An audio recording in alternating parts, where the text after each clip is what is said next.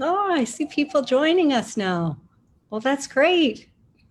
Good to see you all. We're very excited here at the Science of Mind magazine to be welcoming in our new spiritual leader. So just settle into your chairs, get comfortable, maybe, drink a cup of tea or something. Just really settle in so you feel like you're just around in a nice, beautiful circle with us. And we'll be ready to go in just a couple of minutes. It'll be lovely. I know the sun is shining where I am. I hope it's shining where you are. And if it isn't, I'm absolutely certain that it's shining in your heart without any question at all, because that's exactly what we do here. It is one of our true gifts, the science of mind. Okay, so we are ready to get underway. And so really, I want to give you a big, huge welcome to the After Lunch Special and your chance to kick back, as I've said, to listen to great people doing great things from the Science of Mind magazine. So I'm your host today, Karin Wilson, and I'm delighted to be spending time today with Reverend Dr. Edward Viljoen. Dr. Edward is the new spiritual leader of Centers for Spiritual Living.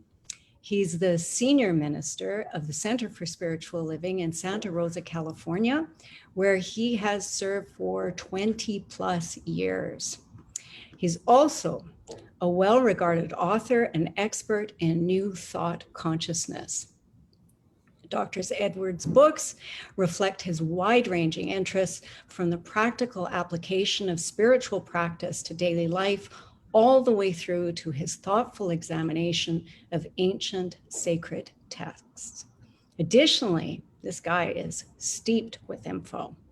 He is also has a background as a law enforcement chaplain and has contributed his desire and all of that into applying the science of mind principles to social justice issues.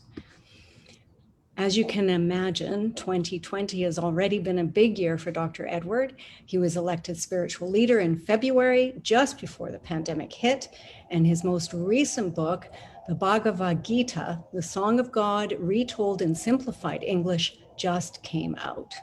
So thank you so much for taking the time to be with us today. Thank you so much. Thank you so much, Karen. It is a pleasure to be here with you. Great. So I was wondering if you could just set the stage a little bit for our viewers here. What was, if you can kind of dial it back a few months there, what was on your mind when you were voted in as spiritual leader in February? Karen, it's probably easier to identify what was not on my mind at that moment of the election. And most certainly a pandemic was not part of my plan. And then a worldwide awakening to racial inequities and an emerging conversation that has taken the world's heart. So there has been very little time to adjust to both the new responsibilities of the position and the demand of the world's emerging issues. And I'm guessing if somebody had asked me at the time of the election, would I run for the position, had I known what was to come, I might think twice about it. But the reality is, we don't know what each new day will bring. And so now that life is doing what life is doing, the question becomes, what can I bring to these times? Because we're in the times and places that we are for such a purpose as is available to us to bring forward. So I didn't have this all on my mind at the time of the election, and it's a whole new world. Yeah, I can imagine. Yeah, we're all living in it, so we at least have a small taste of it. So, for you yourself, then, sort of, how do you keep your own self steady? I mean, you're such a focus on spiritual practice. So, how do you keep yourself steady with all those things going on and all these new responsibilities? Yeah, I think it's fair to say that we may experience, well, a good amount of unsteadiness in times when we're going through radical change. It's part of the process. And in those times, the importance of inner work becomes crucial. So I know, along with so many of us who practice, I've got to remember and be mindful to make time for my practice, not to escape from the world, not to avoid wrestling with the big questions, but instead to refuel our tanks so then when we do engage in the world, when we do take our place among the community of beings, that we are filled up as much as possible with the peace or the presence of the one as much as we can possibly be. So, setting routines has been very important for self care. And I mean physical routines, emotional routines, spiritual routines. You know, I've got my morning routine, which includes my dog Cooper. It's a wonderful thing to take care of another being, but also my time every morning for spiritual reading and contemplation, and for my physical body. You know, I've upped my exercise to 3 times a week, and then there are all the other things that are important, like my prayer partner, weekly meeting, and then seeing a practitioner, which for those of you who are unfamiliar with the term, it's a spiritual coach that you can engage on a fee for service basis and receive spiritual mentorship. That's very important. And then consulting with my mentors to make sure that my thinking is right. You see, it takes a lot Mhm. to Yeah. stay in the zone. Mhm. So that was Mhm. a long answer. No, it's a good answer. And I think right now we all need to hear it in a very big way. And we're spending all of us, many of us spending more time in spiritual practice than we ever have. So I appreciate very much the fullness of that answer. So the other thing that you touched upon, in your introduction there was the whole issue about what's been happening in terms of race relations right now. And I know you have this background as a law chaplain or as a chaplain for law enforcement. So, that's a rich background that many people wouldn't necessarily have. So, what can you share that could offer some kind of hope at this time? The thing that comes to mind is the motto of the chaplaincy program that I was part of for over 20 years. The motto is being there, because as chaplains, we were called to be present at impossibly tragic events and difficult, stressful situations.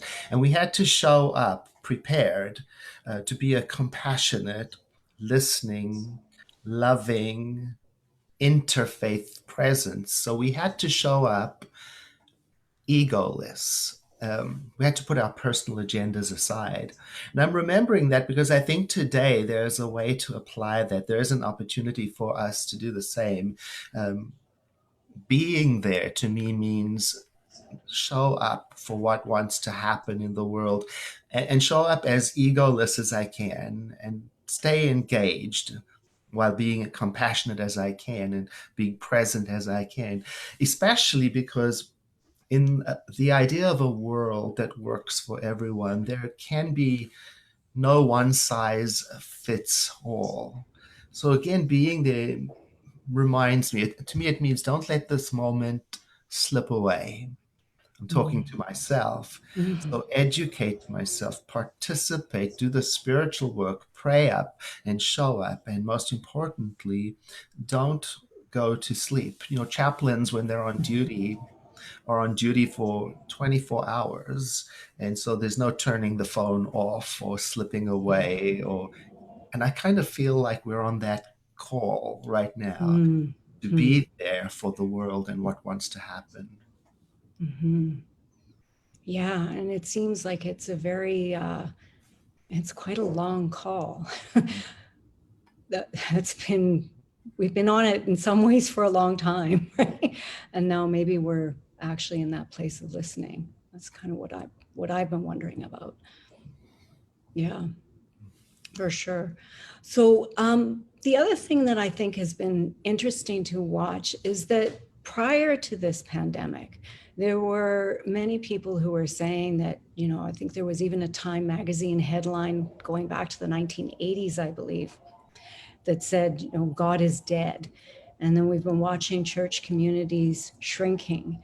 And you, on your new Spiritual Leader Facebook page, you've been regularly interviewing spiritual leaders from other faith traditions. And I know you've been speaking with them for quite some time. So I'd really be interested to know from your vantage point, how do you think spirituality is faring in the hearts and minds of people around the world today?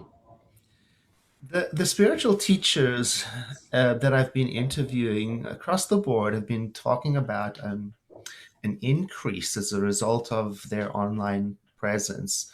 They're talking more in terms of expansion and not so much in terms of contraction. Um, and many of them are talking about how the normal of the pre pandemic spiritual community is now being renovated, it's being reconfigured. So the idea of a brick and mortar facility currently is really, it's up, it's being opened up, and we're entertaining possibilities that we couldn't imagine before. So there's a greater yet to be that's revealing it to itself to us right now. We don't know what it is, but we know it's not what it was. So for many of my colleagues, well, some of them said, I would never have thought to use technology, and now by necessity I've had to, and now I kind of like it, and now the possibilities are being revealed to me for what that means. So as we start thinking about getting back to normal, we realize there is no normal to get back to, not in terms of technology or in spiritual community or in race relations. So we are in a moment of radical transformation. So do you think there's a possibility that this pandemic could expand spirituality and the whole spiritual experience? I don't mean the individual spiritual experience, but the organized community experience of spirituality. Do you think that that's getting kind of a rebirth right now as a result of this? Absolutely. Technology has made it possible for us to connect across the globe. So many colleagues in spiritual communities are experiencing visitors and viewers from other countries, teaching classes from other countries. Even in an organizational level, we are doing interviews with other countries and using simultaneous interpretation and having to figure out time zones. So something is shifted. It's different, and it's not going to be an either or. I think there's a both and reality that is attempting to emerge right now. It's exciting. It is. And challenging and exciting at the same time. So, one of the things I wanted to share was with our listeners here was something that you actually shared with me, and it was a quote from the writer Leo Tolstoy. And he said, "Truth, like gold, is to be obtained not by its growth, but by washing away from it all that is not gold." Is that what's happening right now, this washing away?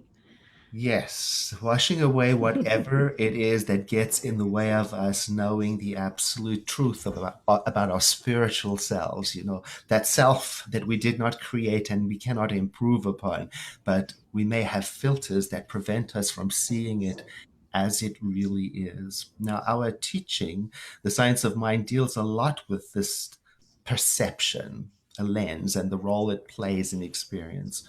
Um, for example, a very practical example, personal images of unworthiness act like a kind of lens that can impact how I show up in the world and the choices I make. And so then clearing that lens is the inner work, the whatever process I use that gets me to seeing myself as the divine sees me, as I really am.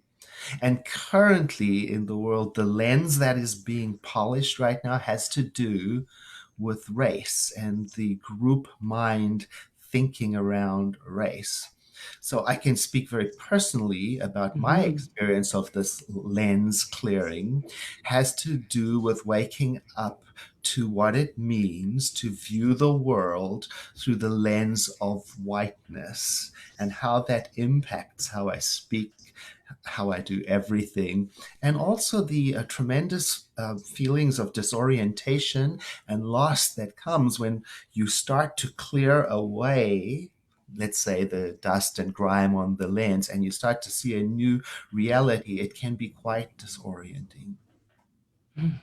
So we're back to being disoriented yet again. I could just keep dialing through that experience over and over. And I know we probably don't have a lot of time to delve into this aspect, but I do think it's worth noting that you are originally from South Africa. And so that too informs your experience, particularly at this time, I would imagine. Yes, I've seen what systemic institutionalized racism can do to a people, and it tears us apart. And so I lend my voice strongly to everyone, the rising chorus around the world, as I've been describing it, that is calling us to pay attention and do the inner work to clear the lens so we may see the world differently. So is that the last thing? Is I wanted to just talk a little bit about what's next, if you can picture that at all. You know, is there anything that people could be anticipating for the future of Centers for Spiritual Living? We had this big transition. You know, we went through a number of transitions before with the unification of the two different Centers for Spiritual Living, and then we had one spiritual leader for a period of time. And so this too is another transition phase that we're going through. And so given that we don't really know anything, what do you see going forward? Well, I think there's part of our human condition that longs for certainty and definition and stability. And the reality is, things always evolve and always change. So we yearn for a destination and a goal that we can land in and say, "Yep, now we've done it. We've got it." And I think most people may have noticed, I think everybody, that even as we walk toward a goal, the landscape around us shifts and changes. And very soon we realize there is no final destination. It is a forever, eternal process of waking up to the endless possibilities that dwell in us individually, as a species, as an organization, all the time. So there is that joyful task of leaning into the change and embracing it and trusting that in the midst of all of this change, there is a solid foundation. We call it truth or we call it mind, and that we can count on that solid foundation to stand upon it as we navigate the endless changes and varieties of form that are presented through us. That's beautiful. And it seems to me that that is exactly what Centers for Spiritual Living does, is helps us navigate transformation over and over and over and over and over again. That's right. Yeah. Navigating Well, transformation. That's quite beautifully said. yeah. Well, thank you so much for being with us today, Dr. Edward. It's been a true pleasure. And I'm just going to give our listeners a few extra little words, but I do give you tremendous thanks. And I know our listeners are holding you in our thoughts and prayers, and for a wonderful experience. And we are so grateful for you as our spiritual leader. So grateful. Thank you very much, Karin. It's been a pleasure talking to you. The time went so quickly. Thank you. So just to wrap us up here, the July issue, you'll see some great articles that are destined to keep you inspired and focused on the positive, and including a feature on how CSL communities have been serving on the front lines of the global pandemic. So thank you so much for joining us today. We'll be back next Tuesday when host Reverend Barbara Viljoen returns with New World Library author Linda Carroll, discussing her book, Love Skills, the key to unlocking lasting, wholehearted love. Thank you again for watching. Peace and blessings.